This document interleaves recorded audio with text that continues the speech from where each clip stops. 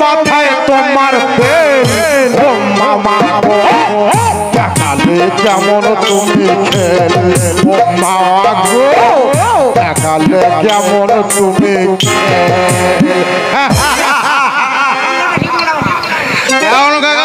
বাবাজি ও বাবা এটা কিন্তু ঠিক হলো না দেওয়ান কাকা কেন বাবাজি ওই যে মামা সাক্ষাৎ ভগবান বিশ্বাস না হয় গায়ে জামাটা খুলে দেখুন না কত ভক্তের পদচিহ্ন আঁকা রয়েছে আমার মামার বুকে আর এই যে দীপক মানে আমার মা বুঝলে আমার এই গর্ভধারিণী মা হচ্ছে এই মামা ভগবানের একজন পরম ভক্ত কে হলো মাতুল কথাটা বড় লাগলো না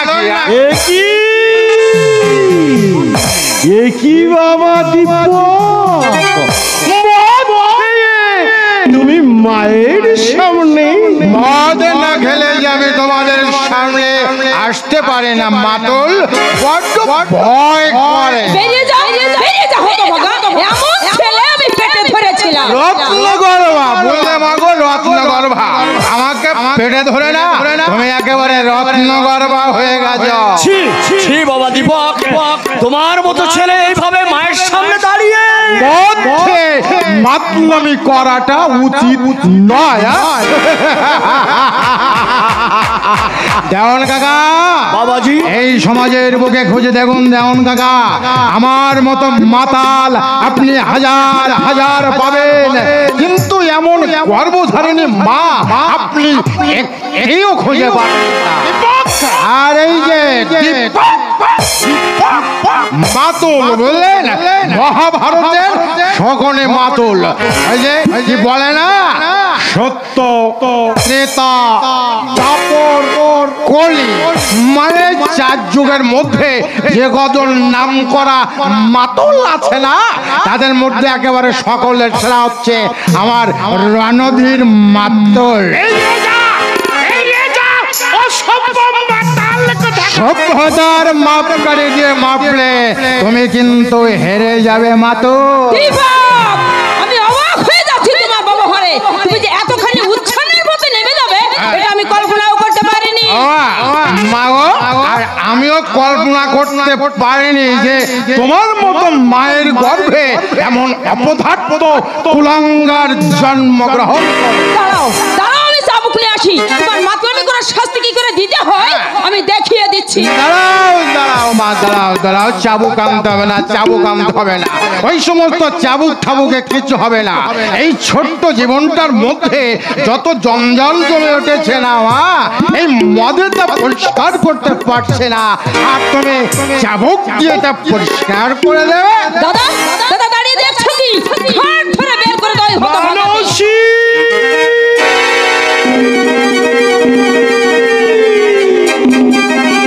মানসী ও যে তোর ছেলে কত আদুরি কত স্নেহের মধ্যে মানুষ হয়েছে আর আমি কি হচ্ছে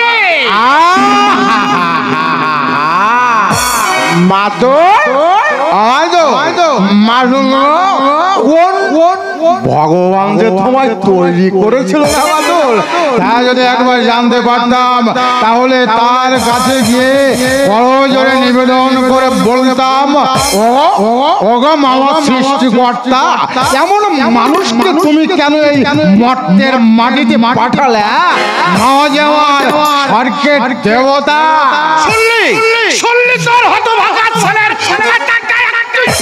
না না ওকে আমি নিজের হাতে ছোট আপনার আশকারাতে ও যতক্ষণই বেড়ে উঠেছে ও সাধ্য হতো না আমার সামনে দাঁড়িয়ে আমার দাদাকে অপমান করতে সাহস হয় কিছু মনে করো না ছোট বউরানী এই সাহসটাকে আমাকে দিতে হয়নি এটা ওর বংশের অধিকার আর সেই অধিকারে আজও এমন বিদ্রোহী হয়ে উঠেছে তবে সাবধান ওকে কিন্তু তোমরা খেপিয়ে তোলো না তাহলে হয়তো কেঁচো ধরতে গিয়ে সাপ বেরিয়ে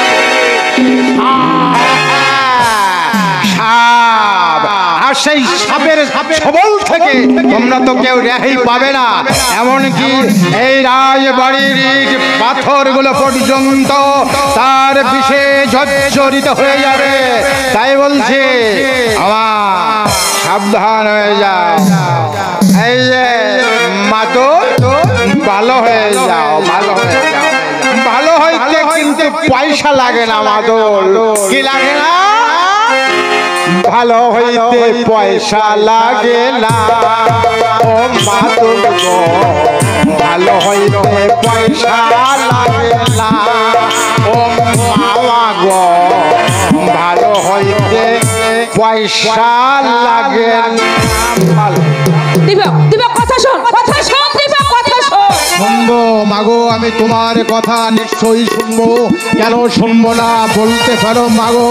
তুমি যে আমাকে 10 মাস 10 দিন কঠোর নরক যন্ত্রণা ভোগ করে এই পৃথিবীর বুকে এনেছো, আমি কি তোমার কথা না শুনে থাকতে পারি মাগো? আগে কইকেই থেকে কৌশল্যার মতো মা তবেই আমি তোমার কথা। তার আগে নয় মা, তার আগে না। দিবা কথা শোন, দিবা। শেষে কি সব কিছু একেবারে বন্ধ হয়ে গেল? এই তো ভাবছি, কিছুতেই তো আমি আনতে পারছি না। তো ভাগাই নিজে ভালো বুঝবে না। বুঝবে কি করে? ওই হতভাগা দনটাই তোকে কৌতুক করেছে। তোর ছেলে হয়ে তোর কথা শুনছে না। মনে করেছিলাম শঙ্করের বিয়ের আগে সিংহাসনের ব্যবস্থা করব, কিন্তু সেটা সম্ভব নয়। কারণ রাজা বাহাদুরকে সব সময় ছায়ার মতো তাহলে ওকেই তাড়াবো।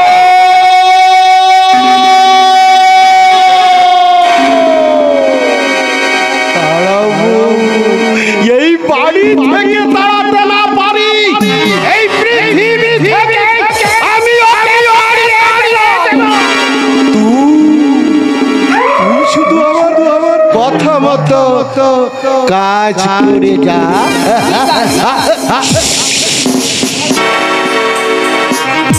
রাজা বাহাদুর আসছে, মানুষ ওই দেওয়ানজির বিরুদ্ধে একটু ভালো